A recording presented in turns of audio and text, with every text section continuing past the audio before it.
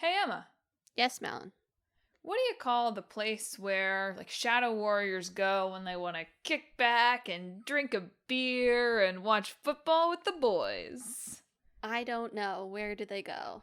They go to the Ninja Gaiden.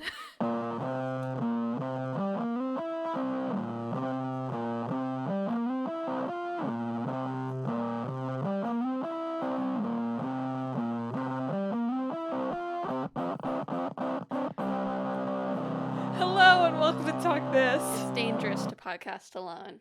I'm your Ninja Guy host, Madeline. I'm your not-so-ninja guy, host Emma. And thanks for tuning into this week's show where I got the biggest eye roll from Emma. Incredible. This week, we're talking about, guess what? Ninja Gaiden. Yeah. And also Avowed, which we already sort of talked about a little bit when we were talking about thievery and such. Do you think if you met a guy and he was like, yeah, I like hanging out in my man cave, but he called it a guy den, would that be better or worse? That'd be sick. Because, like, man cave is so cliche. Yeah. But if he's put enough thought and care into it to refer to it as his guy den, like, it's different, and it holds a different place in his heart, and he's an interesting man. All right. There you go. That's my take. I was just curious. If it's his Ninja Gaiden, even better. So Ninja Gaiden is a series. As Emma helpfully told me yesterday, she was like, we're going to focus on the 2004 game. That's the one I was thinking of when I put it on the list. But yeah, we can also talk about the older trilogy a little bit. Well, we have to. You know why? Because the 1988 Nintendo Entertainment System release, guess what, Emma?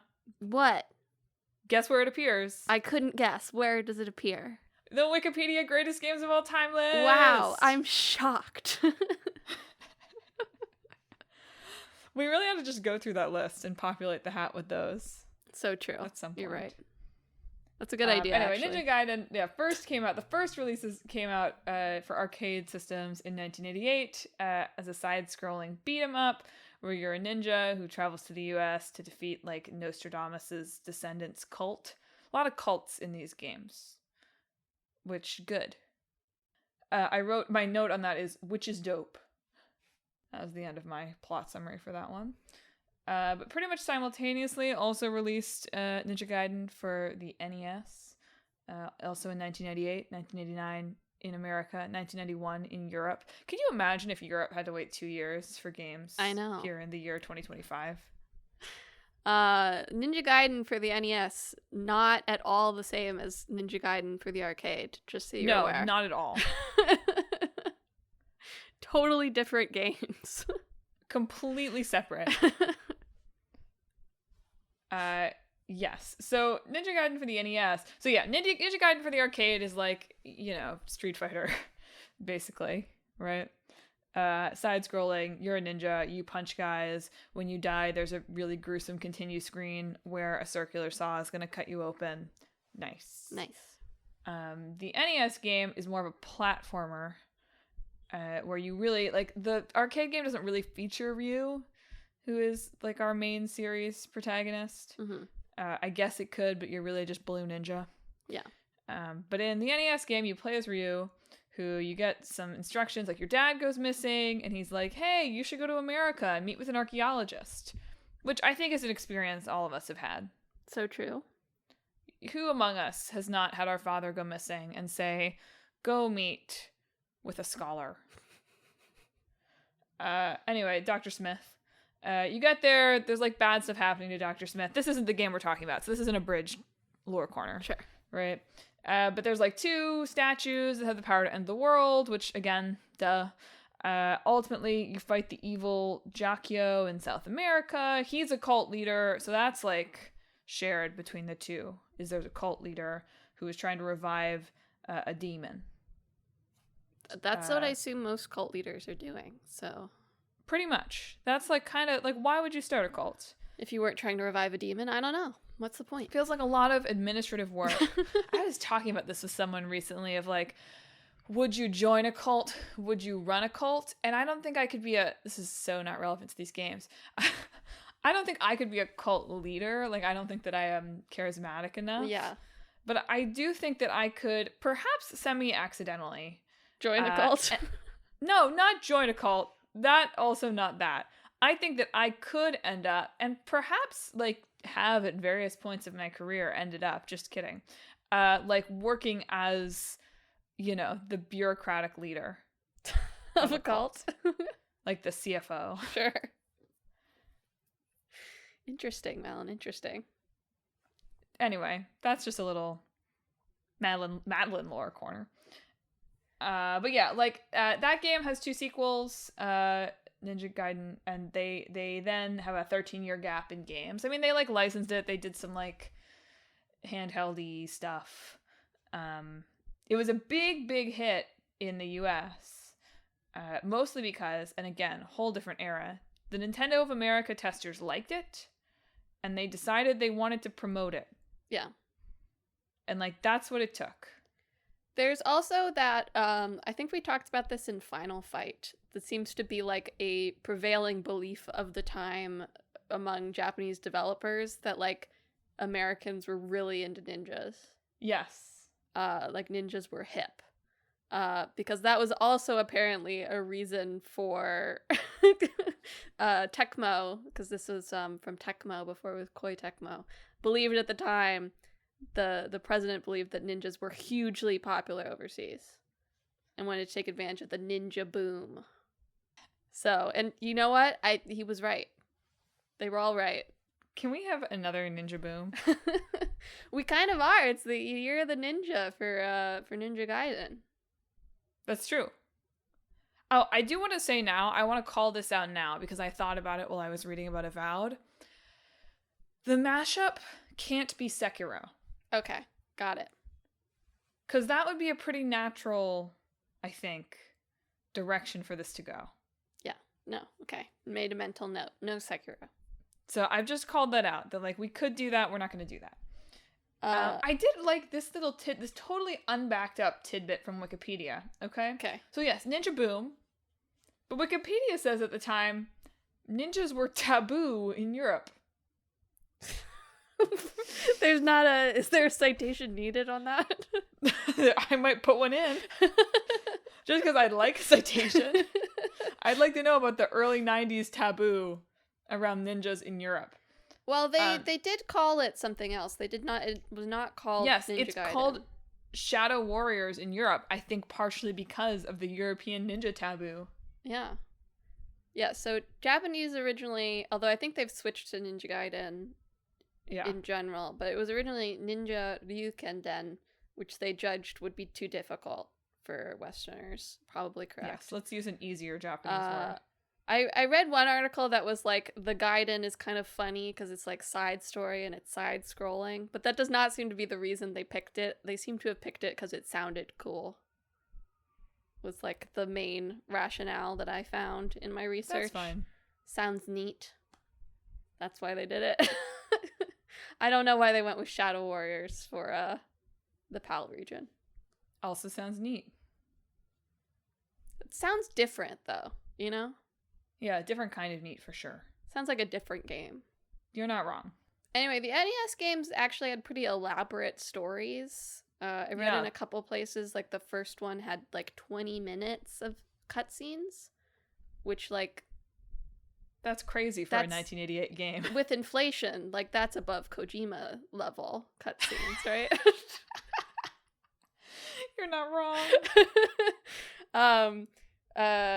But all that story, you know, you did the little lore corner, but I believe all of that story is not really canon to like the reboot timeline. They've like done some posturing around the fact this doesn't make a lot of sense to me given what I've read about the various stories, but they've done a little bit of like gesturing toward the idea that the reboots are somehow prequels to the 80s 90s games. That doesn't make a lot of sense to me because the 80s 90s games are set in like alternate 1980s. Yeah.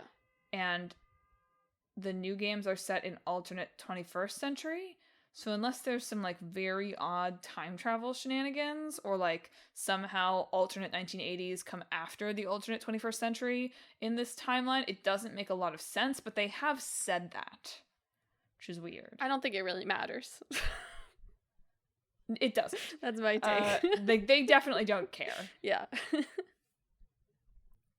Yeah, but eventually, like, you know, they made these 3 for the NES, and then it went dormant for a while. And then it came back in 2004 as kind of the pet project of, I did not write down his first name, but Itagaki at Team Ninja. Tomonobu. What was it? Tomonobu Itagaki, who had been working on the Dead or Alive franchise.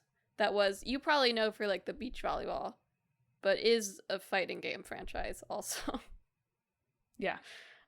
Which featured Ryu Hayabusa of Ninja Gaiden. So between working on Dead or Alive games, I think they started in 1999, according to IGN's history of it, which this is the history of Ninja Gaiden written in 2012. Just put that in there. But they're in between Dead or Alive sequels, and then they started being like, what if we, you know, we put Ryu Hayabusa in Dead or Alive, what if we made a Ninja Gaiden? And they ended up having to make a couple more Dead or Alives before they got Ninja Gaiden 2004 out. But it was quite different than the original games, in both in like gameplay style, because it's a 3D game now, and also it's set in the Dead or Alive continuity somehow as well. So yeah, because Ryu has been appearing in Dead or Alive since the like mid 90s. Yes. Even during this big break. Yeah. And so something it has carried over from the original games is that it's also like very hard. Yes. I think Ninja Gaiden fans really like to say that. Also. They do. But yeah, it's a 3D action game. There's a quote from Itagaki in the IGN history again that was like, in other games, enemies exist for you to kill. In Ninja Gaiden, enemies exist to kill you, was like the design ethos, I guess, behind this. It's very combo based. The Azuna drop, very famous. Yes. So you pull off like different moves by entering different combos, sort of fighting gamey style. There's also a lot of like interaction with the environment. A lot of you can jump on walls, you know, you can run along walls, lots of doing things with walls. A lot of the things I read was like, you kind of want to be in the air as much as possible, at least in the first Ninja Gaiden, to sort of effectively pull off everything you want to pull off and not die. That feels like good ninja technique to me. Yeah. I see that. Yeah. So let me try to do Madeline's lore corner. These games, the 2004, and except for Ninja Gaiden 3, which like tanked the franchise by trying to be story focused, but Ninja Gaiden 1 and 2, not as story focused even as like the original games, I think, was the impression that I got from looking into this. I mean, there's stuff going on, but yes, ultimately it's you're killing guys. Yeah. So you play as Ryu, right? As you do in all of these games, except the upcoming Ninja Gaiden 4. You also play as Ryu in that, but there's is that a dual thing? Yeah. There's a new protagonist also in that one. So Ryu is like, you know, you're a ninja guy, and there's an evil guy named Doku who has invaded Hayabusa village, and he steals the Dark Dragon Blade, which is like one of the weapons in this universe. He kills Ryu, but Ryu gets resurrected by a falcon to take revenge. Another experience I think that we've all had. So it turns out these raiders are from the Vigor Empire. They're from a specific city. So Ryu sneaks in, he fights them, and he also teams up with Alma. Doesn't team up with Alma. Alma's the evil one. Teams up with Rachel whose sister Alma has been turned into a fiend by Doku, and she wants revenge. So they get the chance to kill Alma eventually, but Rachel can't do it because it's her sister. And then Rachel gets captured, and she's going to be sacrificed, but then Alma sacrifices herself instead, and somehow that destroys Doku, but not before he puts a curse on Ryu. And so to lift the curse, obviously, they've got to kill the Holy Vigor Emperor. Bunch of stuff happens. Looks kind of bad for a while. Then Ryu eventually destroys the Dark Blade with the True Dragon Sword, which is a good weapon name. Turns into a falcon, flies off. Heck yeah. It sounds like a lot when you say it, but you can definitely imagine how that plot Just kind of breezes. Yeah. Like, ultimately, we're just ninjaing a bunch of guys. Yeah. So the original Ninja Gaiden, and I believe the, final mix version.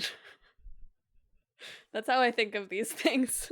The final mix version, Ninja Gaiden Black, that came out the following year, were Xbox exclusive titles as well. Which, in the West, did great, apparently. In Japan, nobody owns an Xbox, even then. Yes. So, did not do so well there.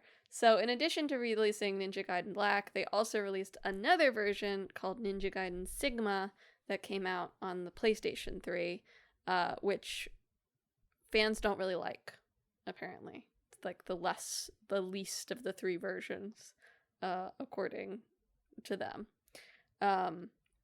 But they would continue doing this again for Ninja Gaiden 2, and then there would be Ninja Gaiden 2 Sigma, I think, for the PlayStation 3, to try to get more sales, because people in Japan actually owned PlayStation 3s. Yes. Eventually, it seems like because they did a re-release of these games in 2021 that I think was the Sigma editions, and it sounded like at the time they said, well, we lost the source code for the originals, so it's gonna have to be this. That familiar story. that classic refrain. Yes, they released a Ninja Gaiden 2 Black version to match the original Ninja Gaiden Black this year. It was a shadow drop, which is just a full-on remake in Unreal Engine 5. So they did not use the original source code, clearly. Probably just updated it all. Probably just start from scratch. Ninja Gaiden 3 was with a new team because Itagaki left Tecmo / was fired. Conflicting reports from what I was reading about. Bunch of kind of complicated stuff. Yes. And they wanted to make it sort of more story heavy, which they learned was not really what people wanted from Ninja Gaiden at this point. There was one on The Gamer that was talking about, like, they could remake Ninja Gaiden Black again, like Ninja Gaiden 2 Black. And it was by George Foster, and he said, Team Ninja's attempt to bring Ninja Gaiden to a wider audience and humanize a character that everyone was satisfied using as a badass killing machine nearly killed the franchise. Whoops. Yes. So in Ninja Gaiden 3, he gets like a evil arm thing. There's a lot of cutscenes. People were not about it. And so it went into another dormancy until this year, where they've declared it the Year of the Ninja over at Koei Tecmo. Because we're getting... Well, Ninja Gaiden 2 Black came out already. Mm-hmm. They announced a 2D one, sort of like the NES ones, called Ninja Gaiden Ragebound, that's being made by the Blasphemous devs, I think? Game Kitchen? And Ninja Gaiden 4 being made in conjunction with Platinum Games. Also, I believe, supposed to come out this year. So they really leaned back into the Ninja Gaiden situation. I enjoyed reading about these games and like how the more things change, the more they stay the same about their difficulty. Want to read two different quotes about the difficulty of these games. Edge, a contemporary Edge review, commented that Tecmo's refusal to extend any kind of handhold to less dedicated players is simply a failure of design, not a badge of hardcore honor. It's impossible to believe they couldn't have found a way to increase the accessibility of the game without undermining the gloriously intractable nature of the challenges it contains. As opposed to Slate saying that finishing the game brings a sort of exhausted exhilaration, like finally reaching the end of War and Peace. I do think that Ninja Gaiden Black it does have difficulty modes, but it makes fun of you. Yes, you're not Rachel, the other girl, your disciple, I think. I don't remember her name. Ayano, but yes. maybe, is like, yes. She's usually very polite to you, but if you pick the lower difficulty mode, she kind of sasses you about it. Which, I kind of miss difficulty modes like that a little bit. We talked about God Hand last time, too. Like, where when it goes down, like, the enemies will make fun of you a little bit, versus when it goes up, they'll, like, be afraid of you with, like, its variable difficulty system. And, like, it's not, like, I don't really want, like, oh, your baby mode for babies, in the kind of way, like, Wolfenstein does. But there's something fun about, like, picking a lower difficulty mode, and now your polite disciple doesn't respect you quite as much. Yep. There's a charm to it. There is, although given the charged nature around difficulty now, I'm sort of like, oh, I don't know. Like, do I like that? It's funny in a vacuum. Yeah. I did also like Itagaki is so early 2000s game developer. He's a lot. His interviews were a lot to read. Yeah. He's just so... He's like, I made the game because the company told me to. And I wish I was a gambler. He says in almost every answer. Or I did like, he talked a little bit about their DLC philosophy, right? So like they released these free DLC packs basically at a similar time as they were announcing that the sequel was coming out. And so Game Informer asked him why they didn't just save stuff for the sequel. And so he said, to give you an example, if I were to start stacking chips next to the roulette, I would stack it very high. And other people might say, why is he doing that? Why is he stacking his chips so high? Team Ninja's philosophy is, why not? And let's see how high we can pile the chips. Sure. He also said in the same interview about the difficulty, I think a person who's struggling to beat the game or progress in the game should feel lucky. In this day and age, it's rare to end up finding a game that tortures you so much.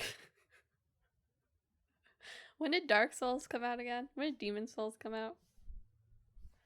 I don't know. It's also so violent it was unrated in Germany. Almost ended up on their list of media harmful to young people. Mostly because of too many beheadings. Yeah. Is it in Australia? It's allowed to come out in Australia? Oh, I don't know. I don't know about that. There was a good quote about the beheadings. Where did I... Oh, yes, in 3. Okay, about 3. Another reason people didn't like 3 is the development team, like, they said, we're not going to do dismemberments anymore. And in some quote, one of the Team Ninja staff said, people do not want to see that anymore. Which, like, you go. Absolutely correct. I don't want to see it. People don't want to see it. They don't want to see it. The Germans, specifically, apparently. The Germans do not want to see it. Before we switch games, I want to call out, like, the existence of 4 here, right? Because, once again, big break, right? I mean, they've released some remastered ones and whatever in semi-recent years, so the groundwork had been laid, but it's once again been a decade since a new one of these. Yeah, after 3, there were also a couple of, like, weird little spin-offs that were apparently also very bad. So, but yeah, even with those, big break. So this is another example of a game that look, has a following for sure. I mean, some of these are like early ones were very popular here, but it's back because the presidents of Koei Tecmo and Platinum Games, like, and Phil Spencer, like these games. Yeah. And I hate to break it to you, gamers on the internet, but your yelling will never do anything. It only matters if Phil Spencer likes the game. Yeah, I mean, I think about like all the we talked about Saga relatively recently, I feel like. Yeah. I think about all the Saga things. They just released another remaster of a Saga game that's like 3 in a year. And it's because the creator of Saga is like a bigwig at Square Enix, right? Yeah. So that's why they do this. So gamers, if you want to get a new entry in your favorite game series, your goal should be to attain a leadership position at one of those companies. Usurp Phil Spencer. You need to kill Phil. No. None of what Malin says represents the views of Talk This Podcast. Somebody kill Phil. It's a satirical joke on the Tarantino movie.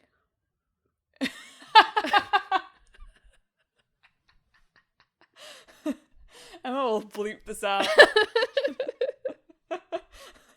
It'll make it sound so much worse.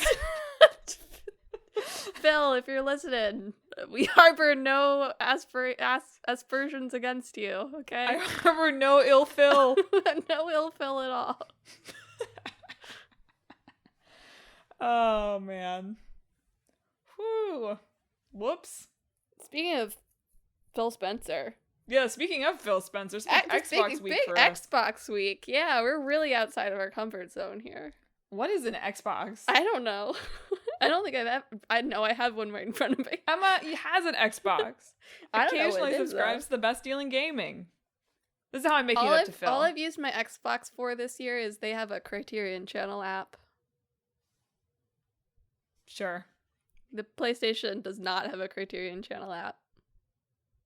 Why does only the Xbox have it? I don't know. Emma just threw down the gauntlet right there. That's the best deal in gaming. You can buy a $300 system so that you can watch Criterion movies on it. Amen to that. So Avowed, which we talked about, not last side quest, because that was Emma's, but my side quest, 2 side quests ago, is an action RPG from Obsidian, published by Xbox Game Studios, released for the Xbox Series X and S and Windows, and on Game Pass in February of this year. Obsidian is making weirder games like lately, right? Pentiment being the sort of notable example. But this and the upcoming Outer Worlds sequel, which I almost said Outer Wilds, even though I'm looking at my notes and saying Outer Worlds, it still almost came out as Outer Wilds, are sort of more of a like return to quote unquote form for them, or what you'd expect from Obsidian. Yeah, Avowed has been in the pipeworks for them for a while, like 7 years. When they originally concepted it, it was like an online multiplayer Skyrim. And they were using it to sort of shop themselves around for purchase. Which is so 2018. Which Xbox eventually did buy them. But after that, they rebooted it to be a single-player campaign. Which you might say, get it together, Obsidian. I might say, I feel like they did that on purpose. I might say, nice job, Odysseus. Wink. Make Xbox publish your weird as hell games. Have you heard of the Trojan horse?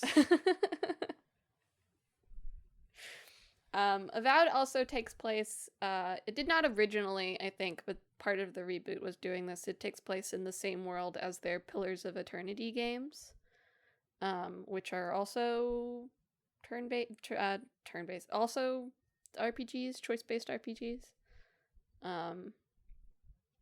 And they made it so it wasn't open world. They just have a bunch of zones as well. And that's how it is. It's all very quaint, isn't it? It is. It is quite a startlingly, like, small. You know, you said, like, it's a return to form, and it is.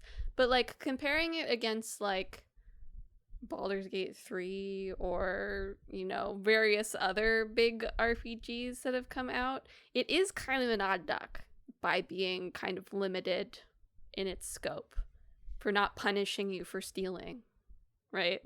No love.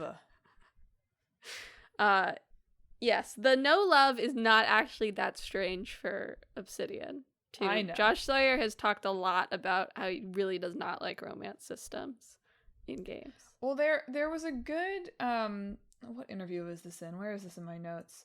But they were talking with the director, right? Their press tour for this game is really interesting because it is just them saying over and over, like, please manage your expectations. Yeah, I know. They do talk a lot about the things they don't have. Although, to be fair, sometimes them talking about the things they don't have did actually get me more interested in it. So, like, fair play. You know? No, it's true. It's a hard line to walk, but it was fascinating to me, especially to think about. Oh, whatever. I was thinking about the backlash to whatever the release was for that game that was like thousands of hours of content. You know, you remember that?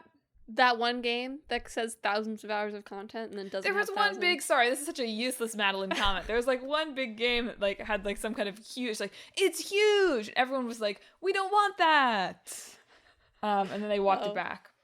Yeah, I don't remember. I kind of remember what you're talking about. I don't know which game it was specifically. Whatever, it's a vibe.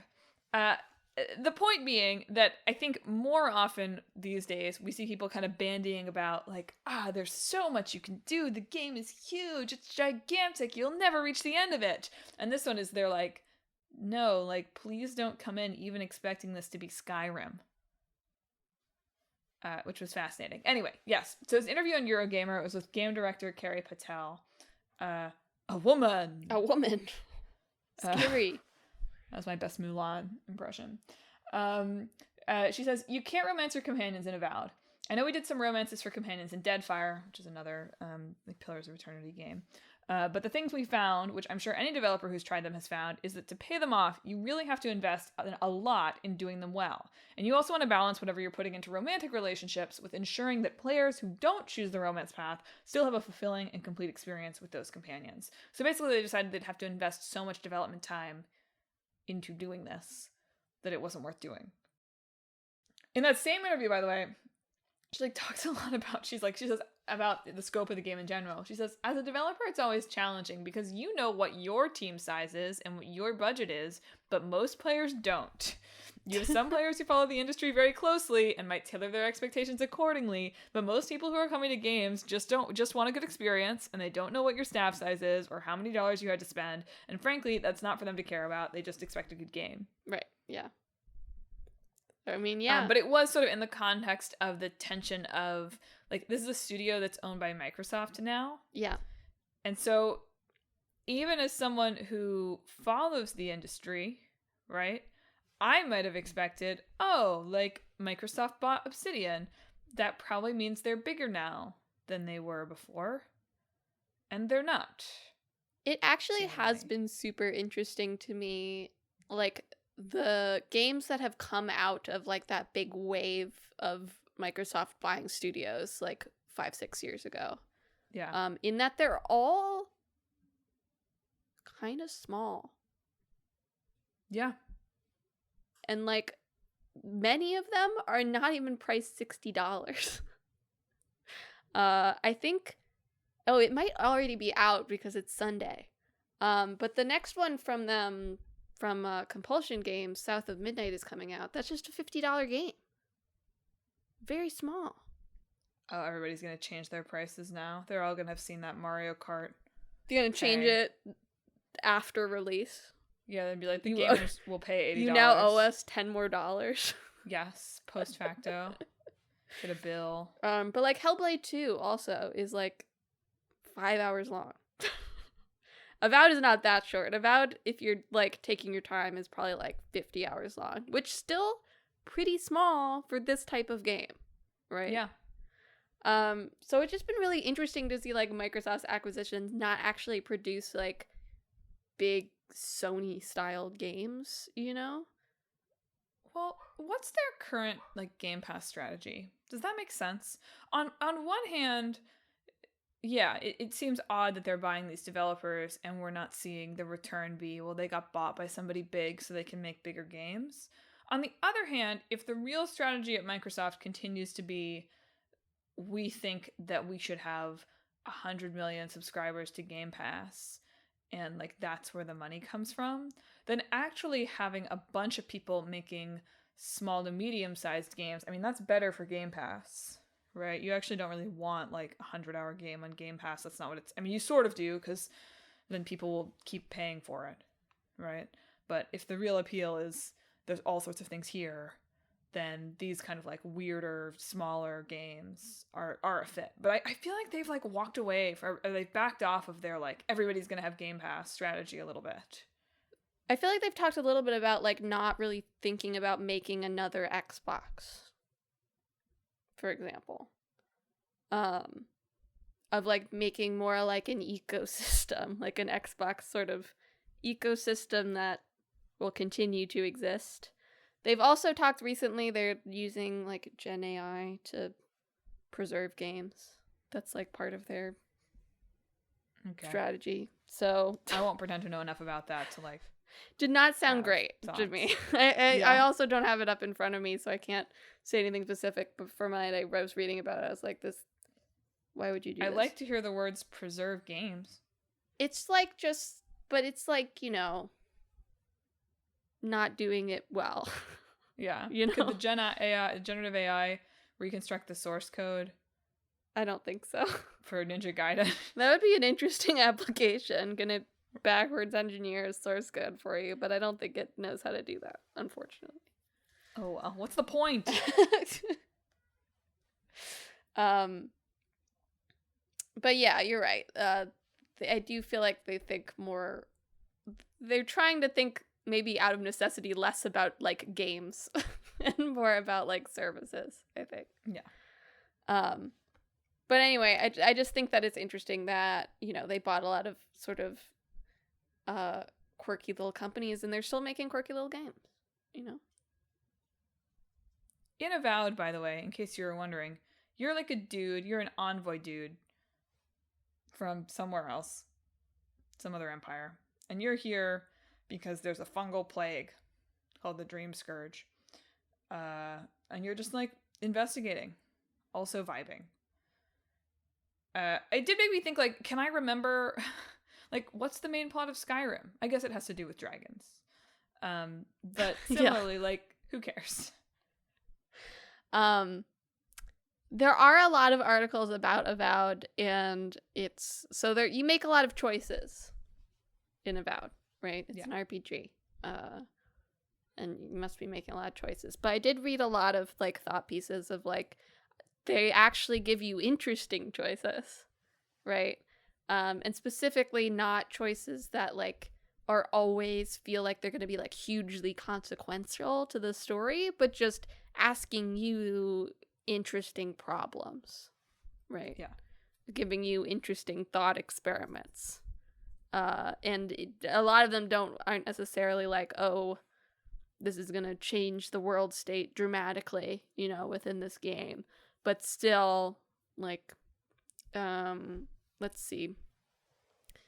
There was like a PC Gamer article that was talking about like whether to return this like cursed skull to the guy that lost it or to some sketchy person who will like take care of it for you, right? And it's like, should it go back to who it belonged to, even though maybe they can't take care of it? Should I give it to the person who could maybe take care of it, but also seems kind of weird, you know?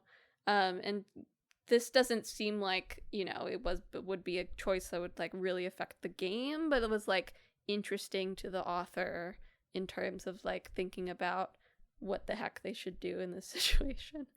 There's an aftermath piece on choices too that just sort of felt like a lot of them do not feel like they have really clear-cut answers.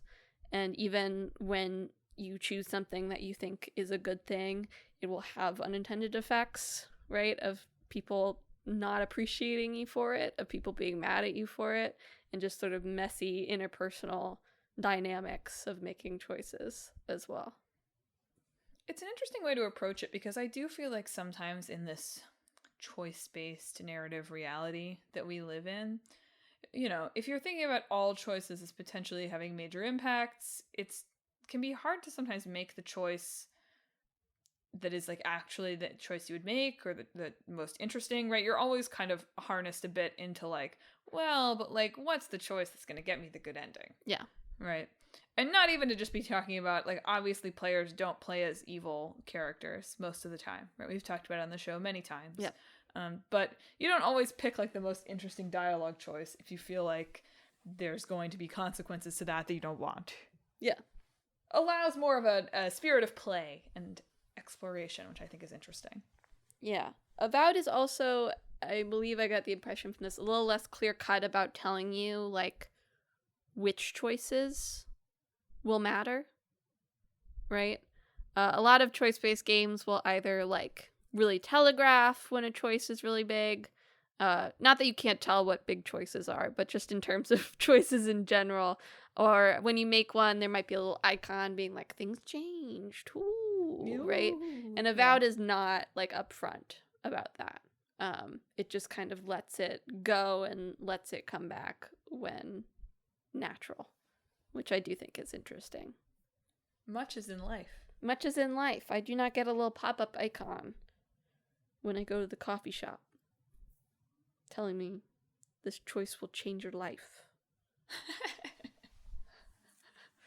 You'll be caffeinated today. There are a few little, like, minimally frictional things that I thought were interesting about the systems in Avowed. Like, the inventory system is really forgiving overall, which should make me think about, like, what do I get out of an inventory system having, like, a weight limit? Like, what positive association do I have with that in a game? None. Yeah. Absolutely zero. The only positive association I have with it is being like, no, actually not. The only association I have with it is like, oh no, I have to junk something to pick up this other item. Yeah. But these are all items that I'm trying to sell anyway. So what the heck? Yeah, there really is something about a weight system that annoys me. Like, even like an item limit. When that happens, when it's like, oh, you have too many of this, I go, oh, okay. Yeah. When I have a weight limit, that annoys me for some reason. It really does. It's such a pain in Skyrim. And it's just like, what does it add to my experience? I know that it's meant to be like sort of a difficulty thing or keep me from hoarding too much. But in something like a Skyrim, I eventually get to the point where my weight limit would not be a meaningful encumbrance on me carrying like endless health potions or whatever. It's just an encumbrance on me. Like, I just like fast travel back to towns for no reason to sell things. Yeah. Or like to hide them in my little lair or whatever. So reading about that in one of these reviews did get my gears turning about like, actually, hot take, should there be any weight systems in games? I think maybe no. Yeah. Similarly, a few reviews mentioned, like there's still some stamina that exists in combat in terms of how many heavy attacks you can do or that sort of thing, but like running never decreases your stamina. Also a thing that should just never happen. On the flip side, though, apparently enemies never respawn. Interesting. Right? That's it's like you read that directly from my notes. Enemies never respawn, ... Interesting. So we're on the same page. I was like, on one hand, cool. I don't love having to fight like random little grunts every time I'm running around. On the other hand, I don't remember what review I was reading this in, but like that person was sort of like, oh, it feels kind of weird and empty once you've gone through and you're coming back. So that was interesting to think about as a choice. Yeah. Certainly encouraged you to keep moving. Yeah. Adds, I guess, sort of the difficulty factor if you can't just like go grind on enemies ad nauseum. Yeah. Which is interesting too. Of course, they've really pushed back on this game being compared to Skyrim, I think because it is not quite as expansive and the systems are a little more limited and whatever. Yeah. And like... And it's not even really like a true open world, right? Like they have zones. It's not. And while there's a lot of things, like, on one hand, you probably do want to market this as similar to Skyrim because people love Skyrim and a lot of people have played Skyrim and, like, probably they will find things about this game appealing. But one thing that I think they've leaned into that is so Skyrim-y to me is it has so much, even more, lots of parkour, which is the purest essence of Skyrim Yeah. to me. Yeah, there was another Aftermath article just on, like, he found a lighthouse that you could climb. Like, the joy of just, like, finding a lighthouse and then climbing it, and then to get down, you could either, like, clamber all the way down, or you could just, like, jump, take a leap of faith into the ocean and hope you don't die. Yep. And so he did that. The character screamed horribly, but landed in the ocean and was fine. And sort of joy of exploring in that sort of way. Yeah, I read an interview on PC Gamer with one of the region directors for the game, Berto Ritger, where he talked a lot about how, basically when they were testing, they were like, they love jumping on things, they love trying to be places they were not supposed to be, and we really decided we were going to, like, embrace that, right? And whenever they found somewhere that they shouldn't be, we, like, put a little item there as, like, a little reward. That's nice. But he had this quote where he said about kind of the idea of this and why this is something they leaned into so much in this game. They said, if you have a lot of dead ends that lead nowhere, you learn the lesson as a player. This game doesn't have much to offer me. There's going to be a lot of things that just lead nowhere, and I'm not going to bother looking at them. I'm just going to go through whatever looks like the main path. I did see some mixed things in reviews of, like, but, like, sometimes the things you find aren't that interesting. I do think it's cool that... it is cool when you, like, go somewhere that you don't expect the game thinks that you could go, and they're like, haha, we knew you'd get here. Yeah, exactly. A last thing is, there is a little bit of romance in Avowed. There's one character that you, near the end, can choose to be like, yeah, once this is over, we're gonna date. Nice. I read there was a PC Gamer article on it. And it turns out that regardless of what gender you are, you can form a romantic relationship with this character.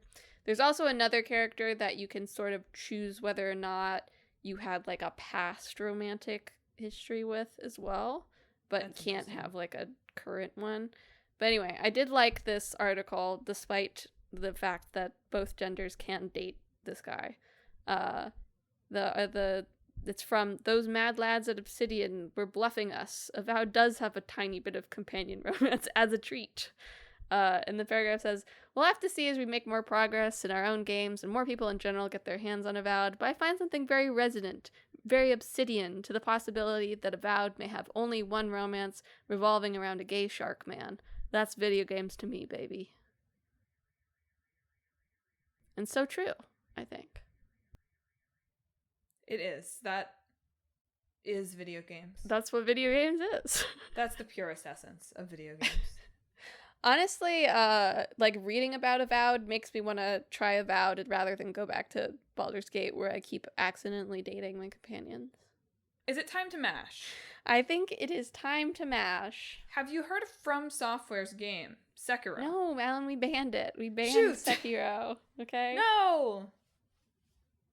It's an Xbox game. It's on Xbox. Yes, it's for Xbox, certainly. Phil has got to love it. Phil must approve of our game. Okay.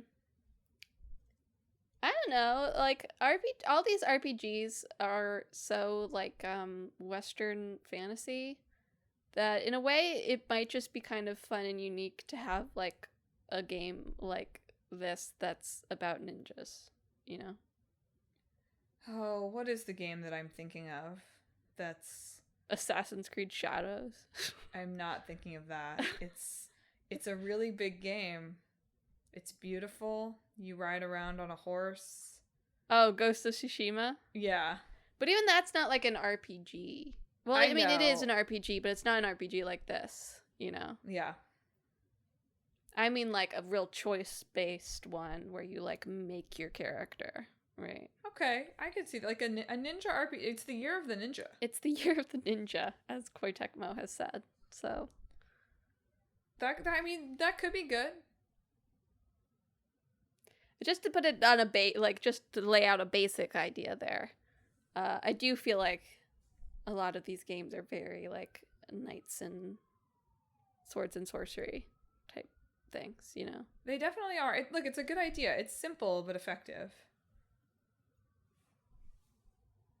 I think you would have to think about, like, what is combat and stuff. Like, you'd want it to feel a little bit different with you as a ninja, though, I will say. But there's lots of ninja weapons, so, like, that is another key part of Ninja Gaiden. You do get a lot of different weapons. Right, and they, like, don't want you to use magic because it looks bad. That was really funny. Okay. I could do that. It'd have to be pretty difficult, too. Well, maybe not. You have to choose if you want to take the difficulty from Ninja Gaiden. We could just make it really bleak. Cool. Because we talked about, like, lots of people like that there's tough choices in Avowed, so we just, like, scale that up, like, 10 times. Like, the dark... So that everybody writing about it calls it, like, the Dark Souls of choice-based games. Oh, that's right? sick. That's what I want the headlines to be from all the previews, people writing about it, right? God, what do you need me for? This is great. Like, keep going. Like, why do I even participate in this mashup? It's a good one. That's it. I mean, I guess you could also make, like, a really bloody knights game. I feel like those must exist. I know, but it's not, like, immediately coming to mind. I don't really know what Kingdom Come Deliverance is like. Is that a Bloody Knight game? You can steal in it. That's what I know about Kingdom Come Deliverance. Yeah, we also talked about... Did we talk about that during the side quest? Bit, I looked at it, at least. No, you can make a really gruesome medieval game. Like, that's also a way you could go. Yeah, I feel like the issue is, like Ninja Gaiden is, like, difficult, right? But in contrast to, like, Dark Souls, and, you know, there's probably builds in Souls games that are faster, but, like, Ninja Gaiden is much faster paced than a typical hard game. So, if you're just making a very brutal medieval knights sort of game, that kind of just feels like you made the Dark Souls of medieval knights games again. We've got a new headline. Because look, I'll step back. Knights, I just was thinking about it. Knights as, like, a concept are not very suited to, like, fast-paced mechanics, you know? Yeah. It doesn't feel right. It's true. It would have to be lumbering. Yeah.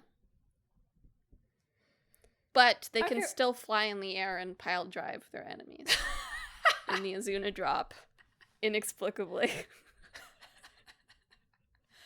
All right, well, who needs me? Thanks for tuning in to another episode of Talk This. It's dangerous to podcast alone. Do you think Emma should just do the matches by herself? No. Now, and I should shut up? Do you have a guy den that you call that?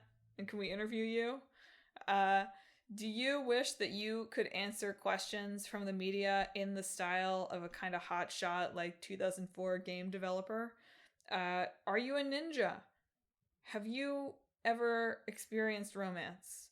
If you have thoughts about any of these questions or made a hard decision, hit us up on social media. We're on Facebook, YouTube, Blue Sky, and Instagram at Talk This Podcast. You can also visit our website, www.talkthispodcast.com, where you can read all about the show, check out the games in the hat we're about to pull from, and read our blog featuring Emma's thoughts on Transistor. Yes. And other stuff. But most importantly, if you enjoy the show, you should subscribe.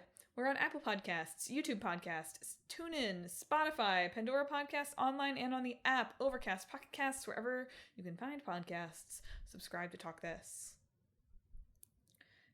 Is it really 6 weeks in gaming next week? Yeah. God, I gotta play some games.